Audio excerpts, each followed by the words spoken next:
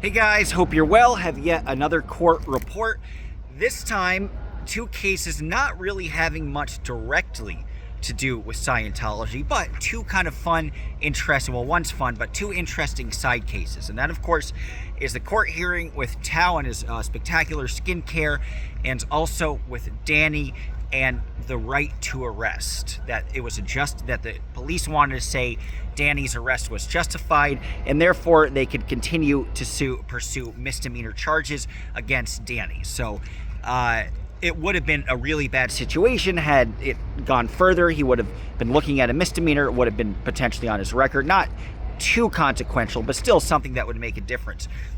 Good luck. Good news. This is going to take very quickly to explain. Nobody showed up. Nobody on the opposing side showed up. Remember, the police didn't have these bevy of high-priced lawyers or anything like that, but you could see it was just not really on their agenda of high priority. There was supposed to be testimony from the cop as to why the arrest was justified. The cop did not show up, so it looks like because they didn't show up to that appearance, there's no further directives. By all likelihood, 98%, this is entirely dismissed. So very, very good news for Danny. Of course, the other case that we're wondering about, which has a lot more on the line, and of course has involvement with the moxacious Kendrick Moxon, that will be on August 20th. So of course I will be there on August 20th to help cover that.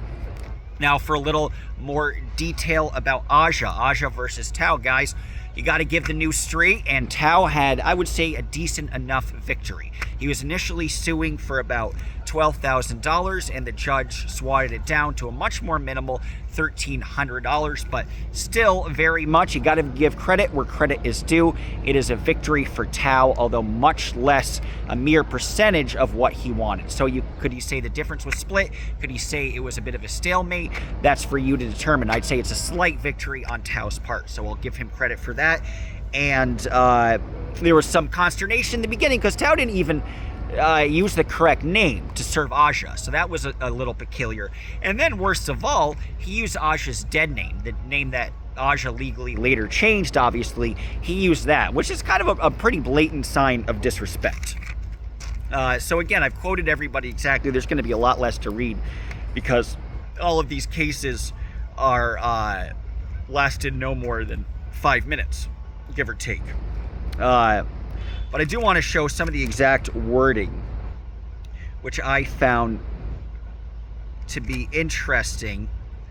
Sorry guys, I'm just looking all the information that I wrote down. So so in the statement, Tao says Aja has been acting abominably and outrageously with the intention of causing me to suffer severe emotional disturbance, and place me in serious bodily harm. That's why I'm surprised it's had any legs, because of bodily harm, it's like you're just going to throw that out there and say there was some sort of fear of violence or violent reaction when that's kind of out of thin air. So he tried to make the case as extreme as possible. He's remarked that he's lost about 15,000 subscribers. It went from 9,000 to about 7,000 subscribers. Although, if you look at the tangible Social Blade details, yes, Tao maybe have topped off at actually losing about 800. The occurrence, all of this is based on essentially two incidences. One is where Aja was trying to get help with her Wi-Fi because she has two different phones. Tao offered to set it up and essentially exposed Aja's password for her other phone in his live stream as he was apparently trying to help Aja to set up everything, set up her hotspot and her Wi-Fi with her alternative phone. She had some harsh words for him, which he used against her in evidence, and then furthermore, she later gave a review of his skincare, saying it caused her to break out. Now, some would argue that that's an objective review. If you want to put your product in place for public view, then you would want it to get reviewed. And one could even argue, if you have a good product, having somebody with a fair amount of subscribers review your product is a good thing. And the hope would be you have faith in your product, that it is that good, and then if a review is given honestly, then that's good promotion. If the product is not good, well, that's kind of on you, unfortunately. So Tao said just the mere fact that she reviewed it and said bad things caused a 40% loss in traffic of his website. And again, a loss of 840 subscribers. He also mentions the potential loss of donations, regular donations that he previously consistently relied upon, as well as money from his super chat. He also said he got demonetized because he lost a substantial amount of subscribers. Guys, I've never heard of getting demonetized for losing subscribers, ever. I think once you pass that threshold, you pass that threshold. If you were to get demonetized, you'd probably have to go down to 1,000, as low as 1,000. But I think you get the monetization once you get that watch time. I was previously monetized and lost it because the pin never showed up to where I live. So that's a whole headache that I have to go through. But I certainly experienced, because I have a similar amount of subscribers to Tao and was monetized for a while. Tao, I have a little more than him. I think I have 8,500, and Tao is upwards of 7,500, something like that. But I will say, man, any views that he's gotten, and Aja tried to remark upon this. Aja said, listen, this guy's gotten 1,000 views, 2,000 views maximum. The majority of his views were, 500, 600, something very small. Everything was consistently under, view-wise, consistently under 3,000 views. I know tangibly that the general rule with advertising, if you're lucky and if the video is long enough, you usually get about 1%, sometimes 1 to 0.5%. So if Tao was getting 3,000 views, he didn't lose $300 in that video. He lost $30 on that video. Now that's quite a substantial difference between 300, which Tao would have a case in court, $300 versus $30. So, look, I'm going to say Tao was smart and realized the judge didn't know the tangibles of YouTube. Aja was trying to retort that and remark that you don't make much money off of views, but she ultimately took Tao's word essentially as gospel. So he did a very good job in kind of understanding what the judge would know about the YouTube and the semantics of how much money you actually make and what she doesn't, and kind of trying to take advantage of that. But hey, he was quick on his feet and he was good. He was smart in that regard. So the judge asked, what's the business exactly? And Tao says, it's a skincare site. It features my own product. Aja claimed to damage her skin and said it was made in China, which is a discriminatory comment. So Tao just wanted to add in that in there, which seems like such a stretch. Perhaps she was saying, it doesn't seem like this product was made in the USA. A lot of crappy products are made in China. Now, of course, because Tao, I assume Tao is Asian, because he is Asian looking, he tried to say that was a discriminatory comment, which is certainly a stretch.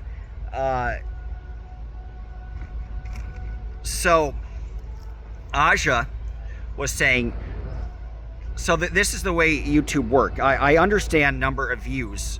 If he only gets 100, 200 views, not the thousands where he actually makes a revenue. This is Aja talking. This is what I said.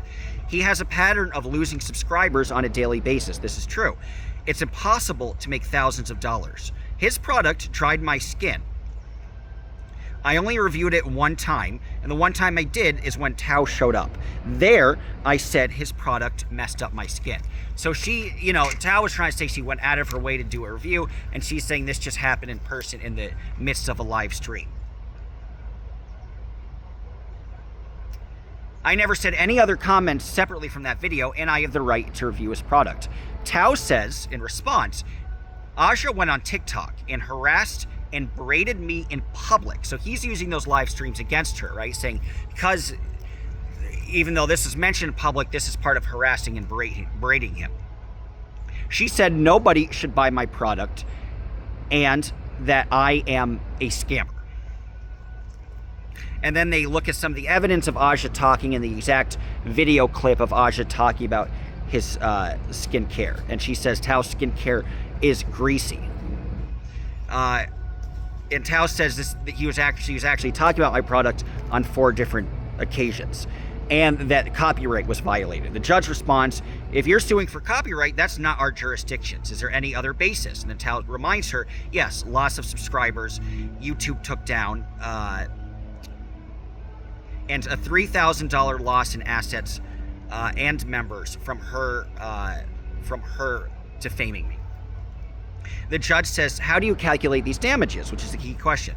And Tao says, well, 3,000 is from the loss of YouTube. This is, again, from the loss of super chats, and I lost monetization, as well as $6,500 from the tangible loss of selling of the skincare product. And the judge says, how many subscribers did you have before? And again, Tao says 8,100, now changed to 7,400. Judge says, oh, that's interesting, so about 10%. So it's funny that the monetary damages that she awards, 1,300, she essentially took Tao's word as gospel about the 10% and kind of assumed